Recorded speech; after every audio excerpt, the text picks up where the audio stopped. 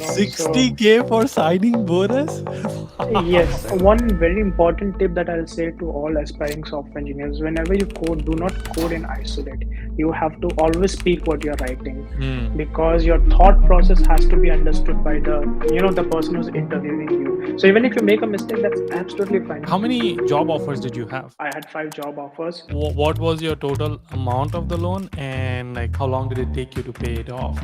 So the loan that I took was like around for 45K. And you paid it off after you got your full-time job within first 3 4 months? Not even first year 4 months. It's within like its second month running, and I have paid off the Wow. stuff. Thank you, Ajay, for doing this. Really means a lot. I'm really happy because my entire US journey was solely I've learned only from your videos and Oh, all.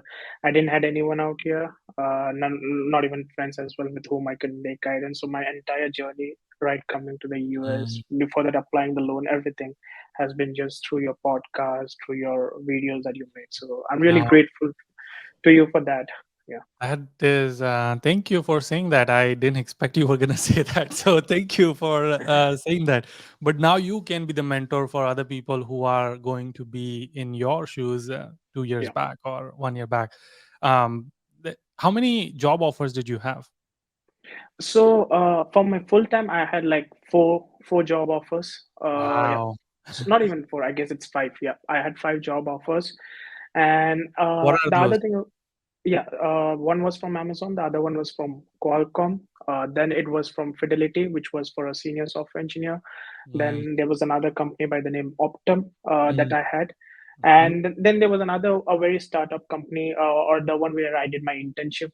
So that was also Mm. there, who gave me a full time offer as well. Wow, so excited. I am excited to deep dive into why you chose Qualcomm and how did you get all these offers and the preparation and all of that. But before that, let's do a quick intro for people who don't know you. Right now, what I'm doing is that I'm working as a software engineer in Qualcomm in their San Diego headquarters in Mm, California, and that's what like my role has been more with respect to the Snapdragon processor, if you're aware, which goes into almost all the chips of yes. Android phones. Yeah. So there's a one very critical component in that called DSP, digital signal Mm, processor, and I'm part of mm. that team. So yeah, that's what we do.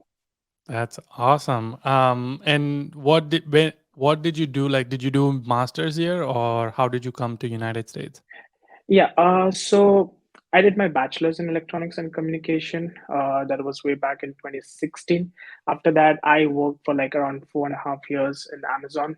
That was for more with respect to the business analyst, but also I've done few projects out of my domain there in software engineering. And then I felt like there's no other better country than US in terms of learning the best, because you see all the big tech companies started from here. So And what masters did you do? so I did my master's in information system from Northeastern University, and yeah, I started in fall 21, and I was supposed to graduate in May 22, but because I had full time offers, and I just sort of preponed my graduation, so I graduated early, yeah, which was in December. So I saved almost like 5 months of my time, and that Nice. 5 months basically I got. I can say that I earn. I get like 5 months of extra experience, and Mm. also I've been able to pay off my loan, so which was another good thing that I can say. Wow.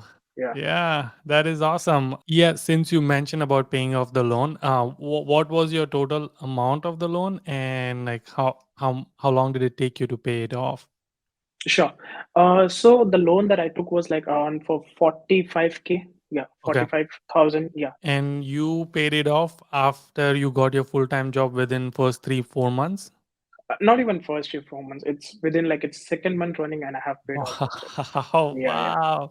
We might have to do like a separate video to talk about like paying off the loan and all of that. But yeah, so excited, very happy for you that you were yeah. able to accomplish that. Yeah, So this should be an inspiration for all the people who are on the fence of like, am I gonna be able to make it? Like, if you put in the hard work, just like Ajay, then you might be able to do it. And now he's already done with the paying of the loan. You have 3 years of OPD. Hopefully, you'll get H1B. Then yeah, it's gonna be longer time, so you can save all that money if you have to go back. So many possibilities. So I'm so happy exactly. for you.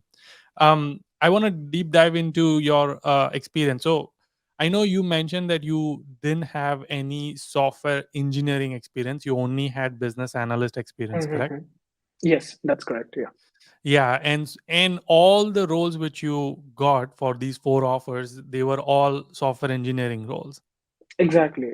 So yeah, all were for software engineering, and like right when I came to US, information system in Northeastern University allows you to go to or allows you to choose multiple different dimensions. Like you can go into product manager, you can go as a business analyst, you can go into data analyst, you can go into data science, and also Mm, you can go into software engineering. yeah, But when I came, I had pretty much clear you focus that I were, would just yeah. want to go into the software development side, and all my courses. And did you have coding experience as well? Because I know you mentioned you had 4 years of experience, which was business analyst, but you didn't really Mhm. code at that time. So you pretty much are starting from scratch in a way. Is that correct? Yes, that is correct. But like I've said, while I was on Amazon at the same time, I was working on some of the projects which were out of my Mm, domain, which were into software engineering. So I did had some experience, but not like consistent or hardcore experience. Also, before I came here, I sort of thought that, I'll try to master one language completely, mm, one coding language completely. And for that, I took like another 6 months of course back in Hyderabad itself so that I master one course and it's easy for me because when I came here I realized that most of the courses were in Java and it felt more sensible for me that I should master that language. So nice. yeah, I could say Did like you yeah. so did you do the Java as your one language? Yes, yes. All right, let's deep dive into job search. You some point decided like, okay, I need to get a job. You were very clear that I want to get into software development or software engineering role. What Hmm. is the first thing you did? Like, okay, this is my strategy. This is the first thing I'm gonna work on. Hmm. So the first thing that I did was deciding about the companies, which companies I'm gonna apply for. That is the first thing that Mm, I did. And wow, that is yeah, interesting. yeah, because like there are some companies which don't sponsor H1B. Then there are Right. some companies where you are not exactly sure that if you want to go into a fintech sector, if you want to go totally into the tech sector, or whether you Mm, want to go into something called healthcare sector, yep. because I did my internship in a health based technology, so it's deciding upon which companies you wanted to go first. So I had this thing that I would want to go for both fintech and only if it's possible then only the technological companies like tech sector completely. Mm, So mm, first, when I decided about the companies, what I did was that I formed an Excel sheet of all the companies that I am interested to apply for. And that had a list of like, let's say around 100 to 200 companies and all. So again, I used LinkedIn a lot for this. Okay, so this is the Excel sheet that I used to maintain. Okay, and this had basically the list of all the companies over here, mm, the ones that I wanted to actually apply for. It had a list of all the companies. right. First thing is that how do I zero it upon that these are the companies that I would want to go for? Was basically I used to like yeah, go to a new window. I'll go to LinkedIn, and then what I did was that I tried to go onto my alumni portal. This is like the home page. Yeah. Okay, and the first thing is, I guess every university will have their university page. Mm-hmm. So in my case, it's like Northeastern University. So I see over here, I go Mm-hmm. and click on that university, Mm-hmm. go over here, and now over here if you see there's like a list of home about all the alumni who have worked over here, who has done from the same university. Yeah. Okay, and basically I go and click on the alumni over here, and over here basically what it does is that it gives me a breakthrough about all the companies. Like over here if you see where all they work, Mm. like Yeah. Amazon, Google, Microsoft. For example, if I click on Amazon, it gives me all the employees who are working in Amazon right now and who were all the alumni of Northeastern University. So what happens is that when I ping them, the chances of them replying me would be higher because they have all been part of the same university, and this is the same company that I would want to go for as well. So what happens is that then I just go ahead, send them a you know connection request, typing out what I'm looking for. And I never actually start with I would want a referral, can you apply, can you give me a referral or anything like that. Most of my messages have always been around as a mentor, like how can I go ahead and like how can you help me in choosing about how should I go and start my job search for Amazon, let's say.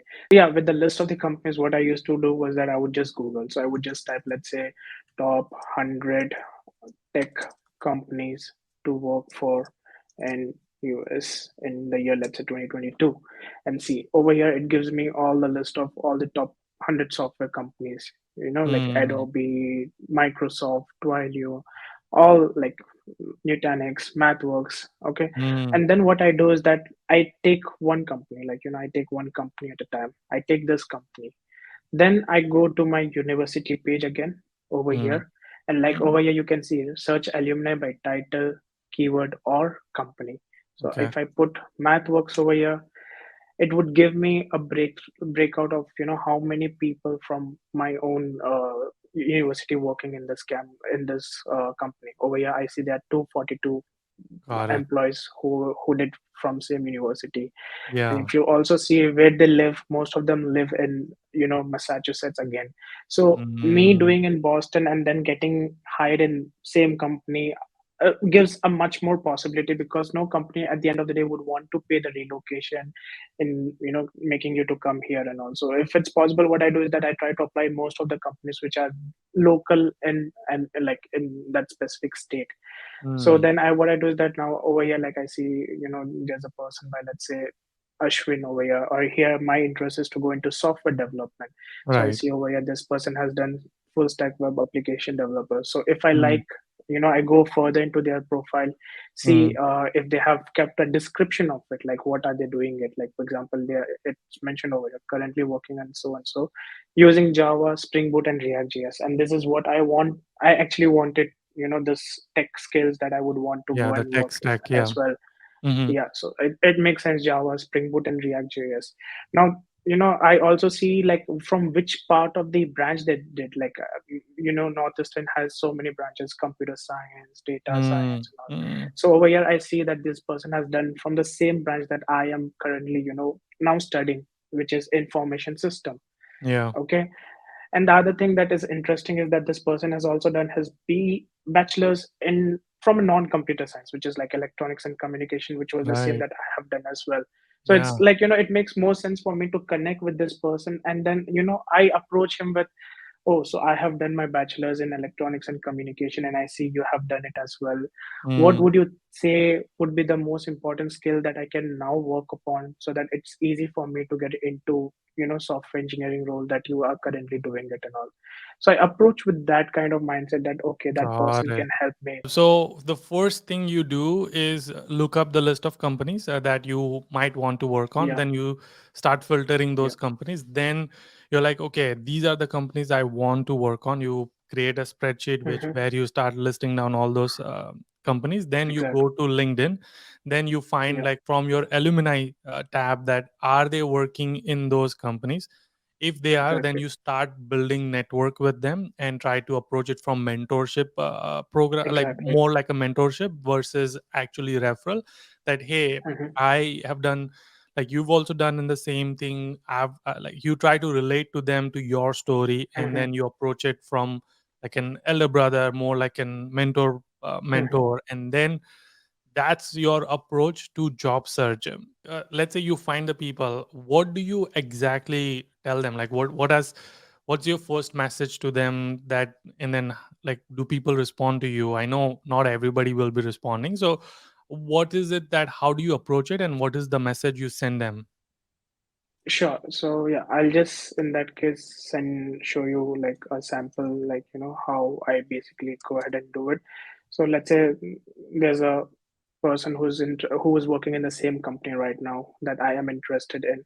So Hmm. then what I do is that first thing is that I never straight away ask. I message from introduce myself. Hi Taslim, this is Ajay. I'm a MS student. I'm looking forward for software engineer full stack role starting. It would be helpful if I connect with you and receive guidance on how can I apply and prepare to become a software engineer at so and so company. So you Hmm. see, it's more like asking for guidance rather than, oh, can you go ahead and refer me for this Refer me. company? Yeah. Yeah, Yeah. it's always been. And you see the person, when you reply, when you ask from someone from a guidance perspective, that person feels, more, like, okay, maybe I can just go ahead and help this person out rather Yeah, than sounds like just she ignoring. almost responded within like a minute. So she might Yeah, be online. But yeah, yeah, A- yeah. and and the thing is that it's not like she goes out and even like says that, okay, are you available in the evening this week to talk? Happy to Mm, help. Things like this, I go ahead and then ask her like, okay, what all things, where should I start from? Then she gives a very structured way that, okay, you first build your resume, then you mm, build the skills that you keep in your resume to perfection, so that if anyone asks from that specific part, you can go ahead and reply to them. So that's what I go ahead and do that thing. And then those people, like, once that relation gets builded up, then I ask them like, okay, can you go ahead and refer me if there's any vacant positions and all. And then those people, like, most of them go ahead and refer, because till now the relationship has already been formed. And then they go ahead and refer, and that way I get most of the interview calls were only through referral. So in this case also, I asked her verbally once, like, we were on call with, I said, like, if you have any open positions, then can you go ahead and just like let me know about it so that I can apply. But then she herself was that, okay, I know you now very well, so I can go ahead and refer you. And once I refer, you might get a call from the recruiter, after which it's all mm. your thing that you have to showcase. But Got it. at least that first step to get a call has always been through this thing, like basically through referrals in this case. Obviously, it looks like that you approached a lot of it, your job search from referral point of view. There's only two ways to get a job interview or like job application pass through. One is to online application where you Hmm. don't know. You go to the company's Hmm. portal, you apply, or LinkedIn or whatever job portal you're using. Second is Yeah. to get a referral from an internal employee and get it from them, right? So it looks like you approached heavily from getting a referral from an internal employee, but there is a strategy which you applied, which you just shared. Got it. So regardless of how you go, like whether you go from referral route or whether you go from applying online through job portal, one thing which is the most important in this whole process is your resume. So you have Hmm. to have a good resume where even if an internal employee is referring, it has to be Hmm. solid enough that the hiring manager looks at it and it's like, yeah, it looks like a good candidate, let's interview it. How did you prepare your resume? What were the key things you would recommend people? So the first thing they mentioned was that always go through the company's description, the role's description. It's very Mm, important. mm, Once you go through the role description, like for example, I can explain you again. So the first thing I do is that I search for that specific thing. Like for example, over here, like if I'm applying for software engineer roles, so I search for software engineers, and then also basically, in the company right now, like let's say if I am searching for a software engineer role in uh, like Fidelity over here, maybe in this case, okay, Fidelity, and then probably like I searching in Boston if that's the state I am. So I get here a thorough list of all the jobs that are there available. And also the mhm, other thing that I get is the alumni who work over here. So basically, mm. I don't even have to go ahead and do that thing, like searching through my university, because I already get a list of all these alumni who are working there. Well, it's not And then what necessarily I your alumni, it's the connection you have on LinkedIn, but yeah, yeah, yeah, I get the point. yeah, but also like the thing is that I can use some filters over here, and that would actually help me in zeroing on the alumni as well. So for Oh, right, example, if right, it right. is yeah, like over here, if I have this Yeah, uh there it is. School, in the school section yeah, you can just so, filter it to yeah, northeastern. so now what happens is that it gives me a list of, Yeah, these 21 people working for Fidelity, right? and they were also alumni of Northeastern University. So Mhm, it's even more easy to reach out in that case. Basically, that's how it becomes. mm, So yeah, the first thing I do is, like, let's say for example, if I'm going for a full stack developer role, this is like, I just, at least I give some time to read the description. So here, okay. if I see over here, the first thing is like mostly it's about the companies, what does the company do over here. So here you'll see like you will be embedded with the investment team as a key technology, Mm, partnering supporting the investment process. So this is more with respect to structure of the company, the team that you might probably you would be in. But the main thing is this thing, the expertise and skills you bring. So over here I see BS in computer science or equivalent degree. So here it's like basically, and having over 2 years of professional experience. So what I do is that, again, like, if I have like computer science degree, in my bachelor's, I do highlight that thing in my resume. I bold it. But if I don't have, I then just try to, try to use that keyword as much as possible in my, resume, using maybe like, masters in computer software, something like this, because information system does come under computer software. So that way, at least, there's some sort of keyword matching that is happening. Yeah, and I So just want to caution people that he's right now just thinking on the spot. So maybe he might have to reframe that. It's not necessarily yeah, that's how he's gonna say it, but he's just giving an example. You're giving an example that okay, exactly. if you see a keyword, then this is how. Like you're gonna now look in your resume and see where can I use this keyword. How can I change my resume to say that word? And in the same line, if you go back to the job description, it says large data set and things like that. So maybe if you have worked with a database which has the large data set, that's where you can add that as a keyword as well. So yeah, this Excel sheet that I mentioned, for example, over here, like I just showed like all the alumni who are working in that specific company and all. So you remember I showed like Fidelity. So Yeah. if here, like, I created something called hyperlink. I had their, like if I click on this link, it would straight away redirect me to their company's page, where I can go ahead and apply. So it becomes one step easy for me to apply as well. And also Mm. what I did was that I had the list of all the alumni, or not alumni, people with whom I had a contact before, like, with people with whom I have already messaged. So example over here, like there's a person by the name Geeta. I had their, hyperlink in the form of LinkedIn already over here. So now if I click, it would straight away redirect me to the their LinkedIn profile. And I know because I already had a like communication with this person, I just have to reach out to that person again in case if I come across a new role. So it Mm. becomes very easy, Mm. it's just like a one step short for you to reach out to both the employees. And Yeah. also in case if you have to apply through their website again, you don't have to go and again search in Google Fidelity career page. You can, I still, like, I simply had their career page over here, and I just had to click on that and apply for that role. Mm. So Mm. that's the thing. Basically, I had all Yeah. their hyperlinks, employees hyperlinks in the form of their LinkedIn profile and also the career page over here, so that it Nice. becomes Yeah, easy for it's a good me to reach out. tracking. It's a way to track all of your thing into one spot. So that way, when you wake up, you like, okay, I know today is my Yeah. day for VMware. I'm gonna go and see all the people who are responding to me and then start applying to that company. Okay. Yeah, also I just highlighted their colors in green or red. So greens are the ones where they have already, previously they have already agreed that they'll go ahead and refer me. So over here, Mm. if I see that this person, Ashay, that person has already agreed before that, if you come across any job, you will go ahead and refer me.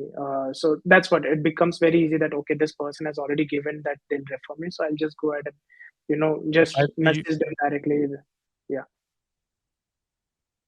See over here, like referred bro, except one, I can refer you to all the best. So that's basically one step, even much more shorter, that I'm much more confident that, okay, this green highlighted ones are the ones that for sure refer me.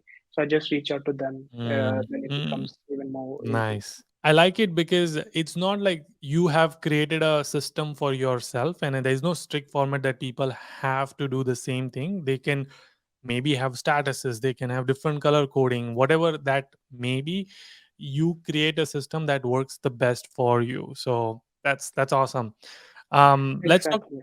Yeah, let's talk about interview prep. Like, obviously, you figured out a way to get interview calls because of through all your job search strategy. Mhm. How did you start preparing? Like, what does the preparation look like for software engineer role? Yeah. So, like I've said, the first thing is reaching out to the employees who are working there, asking them like what are the skills that I can learn or what are the areas that I should focus upon. Some would say do lead code, some would say do system design. So accordingly, then you have to find, okay, most of the time it's always lead code for software engineering. And like I've said, you have to master one language, because in interviews they really don't ask like do in this specific language. Usually they give the language of your own choice, and you're free to do in whichever language you feel comfortable. So now, for example, if I'm interviewing with, like, let's say Facebook over here, what I Hmm. go ahead and do is that, there's like company stack, and this comes with premium subscription. And I would recommend everyone to at least go, once you come to US, use a premium subscription, because it gives you a lot of features. And also the apart from that, so like let's say like I'm interviewing for Facebook right now, and what I go ahead and just do is just, select the specific tag like Facebook over here, what is it does is that it gives me a select, like a time period of 6 months, like last 6 months, what all questions did they ask, and Mm, you see a list of like 67 to 90 93 problems. Now over here you have to use probably maybe a bit of your, like insight and all that. Most of the companies that I've interviewed, they don't usually ask easy problems, especially if it is round like two or three. They don't really ask you easy problems. So it's mm, usually the medium ones, not even the hard ones, but usually the medium ones. So you can then just go ahead and filter out the medium ones, like these are the list of medium questions. So initially you see a list of 93 problems which were asked in last 6 months. Now it's not possible for you to do all the 93 problems if the call is just like maybe next week. So then what you do is that you go ahead and check this medium problems and all. Now it depends upon in which round of interview you are. If you're in second and third, the chances of you getting asked a medium problem is higher than a easy problem. It doesn't make any sense to ask a easy problem. So then what I do is that I just focus on this medium problems. And in this medium problems, again, if you see the frequency, like there are a few problems which are asked at a very common frequency. Like over here I see that this is the one which is like asked very often, like that's why the frequency of this question is higher among all this list of medium questions. So then what I do is that I filter out only those specific questions which were asked in a much higher frequency, and I go ahead and solve that one. okay, so now that you are getting interview calls, there's two things. One is to the first battle is to get an interview call, which you already won. So you're getting interview calls. The second is to actually cracking those and converting into a job offer. There is a lot of preparation, especially for software engineer and other roles. So what kind of things did you do to prepare yourself for the interview? So basically, once I shortlisted that these are the questions that are asked in a much higher frequency, I would then go ahead and solve it with my friends, because like I've said, it's very easy to retain it when you do with a group of people rather Mm. than doing it alone. So And that's it what I may used be to do. also that when you're solving with your friends, they might have a better approach than you do. So then you guys can Exactly. discuss it and then probably come up with a solution. So it helps you remember. Do you like how often did you guys used to do this? Was it daily? Yeah. So one thing that you mentioned, that's a better approach. In interview also, it happens that once you solve with one specific approach, it's not like the Mm, interviewer will say, "Oh wow, you have passed all the test cases. Let's wind up." mm, They might say you that reduce the time complexity, something like that. mm, Try to use it with much less time and space. So that's how it's very useful when you do with a group, because someone will have a much better approach and mm, all. And like the other question that you asked was with respect to how often we did it. So we used to do it every day, every day mm, without fail. Like I had a bunch of, so that's why it's very important to get a group like that. Like I had a bunch of very hardcore disciplined people. Once I had that, we used to do, if not at least every day, we used to do at least every alternate day, so that mm. things remains fresh in our mind. And but usually it used to be every day that we used to do, especially during the job search, like 1 or 2 months before the job search, we were very thorough and doing it every day. Yeah, I was almost gonna ask you that, but you kind of mentioned it. How much time in ahead they should do it? And so let's say if someone decide that I want to apply for jobs in next 4 months, is that like they can wait until 2 months, or should they just like okay, they know already that in 4 months they're gonna start applying, they should start practicing today itself? Okay. Yeah. Before that, like I'll say, no amount of preparation is sufficient for the interview. So never Yeah. think that I'll solve this many number of questions and then I'll start applying. It never is sufficient. Mm, But then the mm, thing is that you can start depending upon your level of knowledge or your level of expertise. It depends upon your own self analyzation that you have to do. mm, Okay, I mm, know I am already good in this specific thing. I pretty much might not have to spend that much of time. So it right. happens with that analyzing your own strengths and weakness first. That if I know if Mm, I'm good with data structure and all, probably I can start maybe from second month or from third month. That too depending upon your schedule. If you have mm, much less or if you have more free time, then probably like starting from fourth month is also good enough. Solving one problem a day is also fine.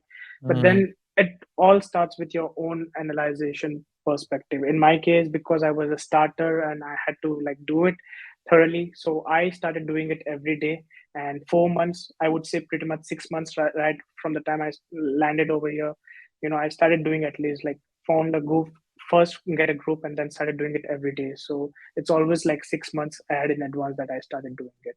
Yeah. So back to preparation. So to summarize, the number one thing software engineers should focus on is lead code. Like that is the Bible for software engineers, that they should Exactly. be preparing every single thing. Is there anything else did you do for preparation, or just purely focused on lead code? Another thing that I did was like, also system design. System Mm, design is another, which are not usually asked in entry level jobs, but when you're applying for senior software engineer roles, it gets asked. But sometimes I did had interviews where they did ask me, so I was thought that I'll be prepared with that. So yeah, I mm, did prepare a bit of system design. And system design is, again, there's a famous like site called Grokking the System Design Interview. mm. So I did just followed system design, and mostly like it's always been lead code. And like I've said, it's always about solving problem solving approach. That's what they look in. Yeah. Like, another thing out of my experience I can say is that most of the times when they asked me to code, it was not like my approach passed as well. It never Mm. was like that all the test cases passed, but they were just evaluating how the approach that you're trying to solve the problem Mm, with. that's awesome. Okay, so let's talk about the interview process, like from applying to getting a job offer. Like, what does the interview process look like? Okay, so the interview process, like, pretty much depends upon, like, the recruiter first reaches out, ask your availability. Once give a list of availability, then you might have a series of, like, let's say, uh, like I had almost like all my full time jobs had at least 5 to 6 rounds. Qualcomm had 7 rounds, in fact.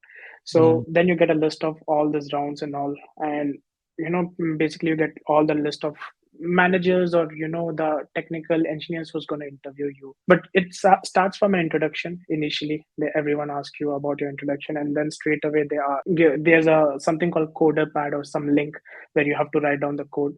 They send you the link, and they'll ask you to log in into that link, and then they just paste the question, and then you start solving the problem.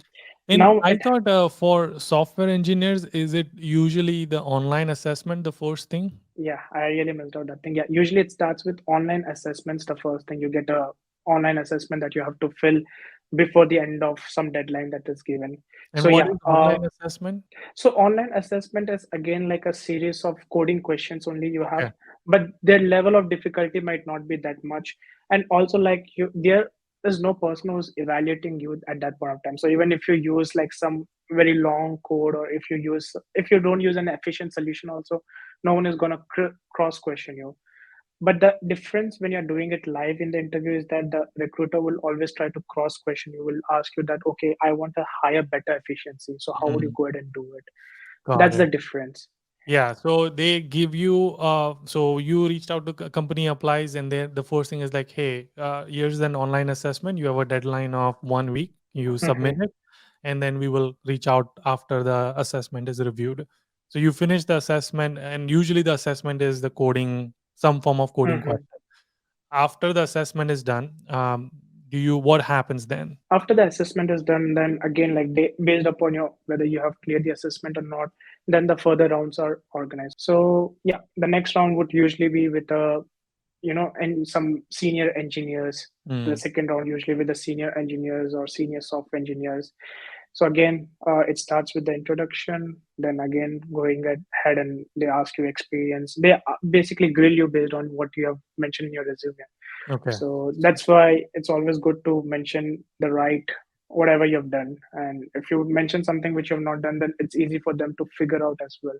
Mm, Uh, so usually the resume part, and then they give you, depending upon like the time, they give you a coding problem, and okay. they ask you your approach in And that. is that like So live coding, basically almost like a whiteboarding, where they give you yeah, a some form of tool where you have to code and they can see what you're typing, and they'll probably ask you question and you can also ask them question. Is that correct? yeah, yeah. Got it. One very important tip that I'll say to all aspiring software engineers: whenever you code, do not code in isolate. You have to always speak what you're writing, Mm, because your thought process has to be understood by the person who's interviewing you. So even if you make a mistake, that's absolutely fine. Like I've said, I made mistakes. I could not even run the code as well, but I was just explaining my approach, that okay, I'm going to use this is used for that specific reason. And that's what they look for. And in fact, some of the interviewers themselves, they say that, so whatever you're writing, please, explain it verbally so that I'm able Mm, to figure out what is your approach, what is the thought mm, process that you're going mm, through. So it's very important for all the aspiring software engineers to always speak when you code so that mm. they understand your approach. Okay. So yeah, it was usually the whiteboarding, and based upon if you are able to solve, they try to ask you like, can you solve it in a lesser time complexity? Mm, So mm. those are the different things, and they try Got to it. evaluate you further. Yeah, and so you mentioned that there are like 4 or 5 rounds. So all of them are pretty much same, just different people. Like they ask you your introduction, and then they straight away go into a lead code question or like some form of coding question, and then so is it pretty much like that, or are any other rounds different than just coding round?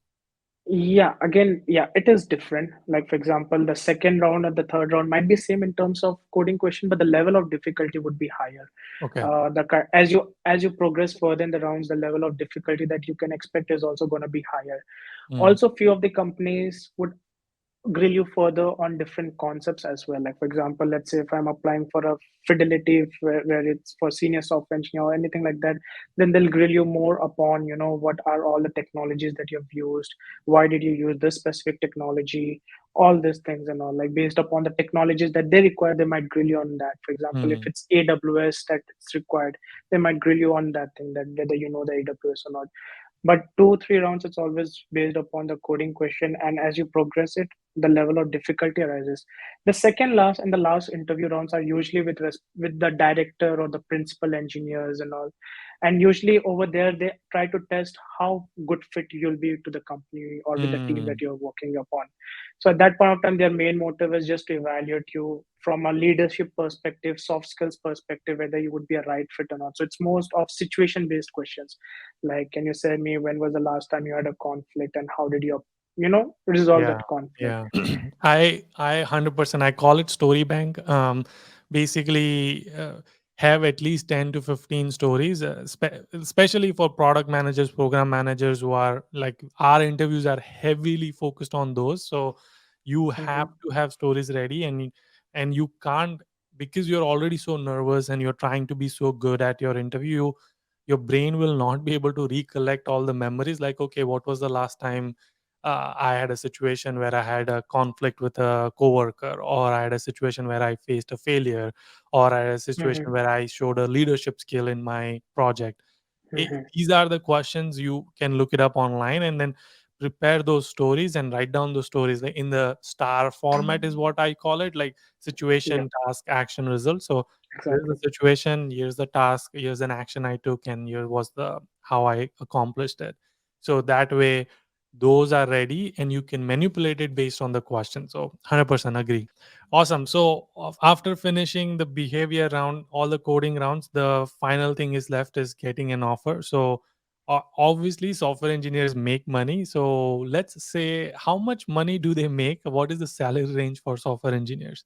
Okay, so it's very easy to get carried away, someone making 300K, 400K, 200K, but it's not like that. The real case is that your salary is always divided into certain components, and usually it's three components, where the first component is base pay, Mm, then there's a stock component, and then the relocation and the sign-in bonus which comes into play. Yeah, the salary range for a software engineer, if you're going into an entry level, starts from anywhere between 120K to 140K if you're or 150K if you're relocating to west coast, which is mm, California, because your yeah, salary is dependent a lot on the cost of living as well. But correct. if you're in east coast, then it might just start from 110K and go up to maybe 130, 140, based Mm, upon again your experience and all. But again, you always have to know that salary is always based upon the location. So don't think that person who's making 150K in west coast or is equal to someone making in east coast. It's always and dependent on the is this calculation. Yeah. 150 for base pay, or is it for entire package are you talking about? No, it's always like just the base pay, and then the sign-in bonus can go anywhere from 25 to 45, 50. I've seen my friends even having 60K as well.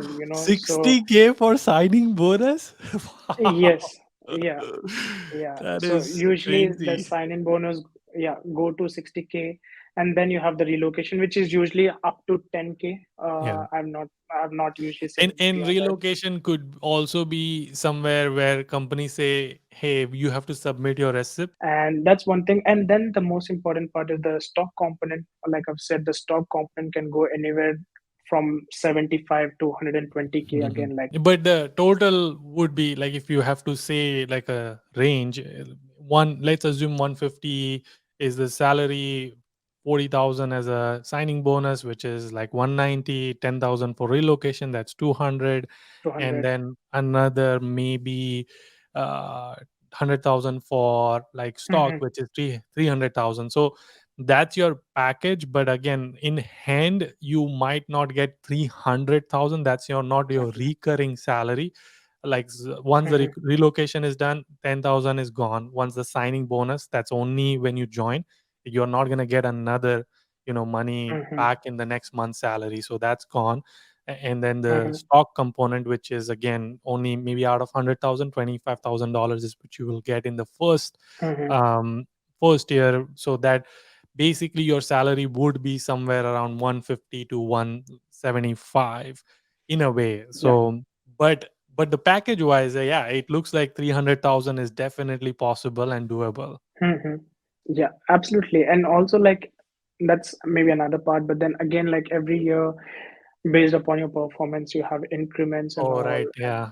And then yeah, annual performance bonus. bonus. Yeah, yeah, yeah, Yeah. yeah. So even it would be much more higher as you climb up the ladders and as you spend more time in the company as well.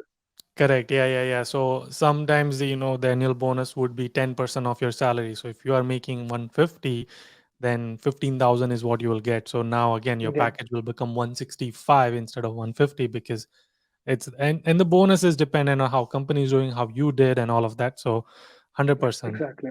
Yeah. Yeah. All right. So now, did you negotiate your salary? And if so, how did negotiate? Like, what was your strategy to negotiate salary? Yeah. So again, the salary negotiation starts from, vantage point. So in case if you have multiple offers, you are in a much better position to go ahead and negotiate. Yeah. Because I already had other offers and pretty much, Qualcomm came at the end. So I was not even thinking of going into that specific company. So, like what I did was that first I approached the recruiter asking that is the salary open for negotiation, and once the salary is open for negotiation, then you basically say that you first see your worth, like in this specific area, how much should be the average salary that people are earning. So there's something called Glassdoor levels FYI, where you can go into a specific, let's say in San Diego, what would a software engineer make, and then based upon that thing, because you need to have some reference point of view, you can't just shoot numbers and you know in the air and say that I would want this much. You always have to have real time practical knowledge about how the market is. So I would first go to Glassdoor levels FYI, check what is a typical software engineer make in that specific location, because like I've said, it's based on location that your salary is also decided. And Mm. then from then onwards, you negotiate that, okay, if the salary is open for negotiation, I see that this might not be enough for me. So can you increment? I'm looking, or I was expecting that my salary would be around that much and all. And most of the times, recruiters then they say that okay, I'll the recruiters, We'll get because I back. don't Yeah. know it. Yeah, they'll get back, and then they have maybe conversation with their higher manager ups, and then they get back to you. And usually it happens that they'll try to say, okay, fine, we can increase your sign-in bonus and stock component, and you might get okay fine, they are increasing, but at the end of the day you have to be smart enough to also know that it's your base salary which you'll be getting every single month on Month. month. Yeah. So it's always good to negotiate on your base salary as much as possible, but in case if it's not working out, even having a higher sign-in bonus Yeah. or Yeah. stocks also helps. But that's Mm, what I always thought, like I always encourage people, or I would always say it's a smart way of just trying to negotiate first on the base component, and mm, if they are not open to base, then yeah, sign in and stock comes into play. mm. Got it. Okay. So obviously, you in the beginning of the podcast, you said that you had offers from Qualcomm, Amazon, Mhm. Fidelity, and so on. Optum. All these are big names. So why did you decide to join Qualcomm over other companies, especially Fidelity, where you had senior software engineer role? Yeah. So first thing was that it's always like I always wanted to go into a proper tech company. That's one of the thing. And also like I saw that the ecosystem, coming to California would give me a much better ecosystem in terms of, maybe in future for much, if I'm trying to switch, there are like there are so many tech companies out here which are already, like you can just and you have that ecosystem. Most of my colleagues or my roommates are also working in Google, other companies. So you just have a very good ecosystem out here if you want to make a career in tech companies. So first thing was with respect to the skills that I was looking, that I am looking for the skills. Does this company allow me to explore the skills much further? Then also with the specific, what difference am I making in that process? That's very important thing. So And obviously, money wise, also it made sense. Even though maybe others might be more competitive, but you looked at overall components, like not just the role and the future aspects, but also money wise. Like, okay, it's not like yeah. drastically different or something like that. But yeah, Yeah, no, but that then yes, Qualcomm was offering everything much higher in terms of every oh, other company. So it was like cherry on cake, that right, it's just right. not from team's perspective, but the amount of money that they were offering as well. That's awesome. Cool. What's the one advice would you give to aspiring job seekers or software engineers? For software engineers, I would just say that start with lead code. That's the most important thing. And if you are hesitant to start, or if you're finding it difficult, find a group. It's much easier to start with group and do with group, because that way you'll retain it also for a longer period of time. So start with a group, do lead code. That's the most important thing. And in every other interview, you'll be asked at least a coding question for sure. Second thing is work on your resume. See if you have some good projects in your resume. And if you really don't have, then try to, subscribe to some online. There are many, online tutors or online project that you can do, as a result of which you can keep it on your resume as well after you do it. So build good projects and learn the technologies that you feel is what interests you to work upon. Mm. So just build upon that, and yeah, the most important thing is lead code. Okay, cool. Again, thank you so much for doing this. Really means a lot. Until our next one. Keep smiling and keep hustling. You're gonna hustle every Nice. single day.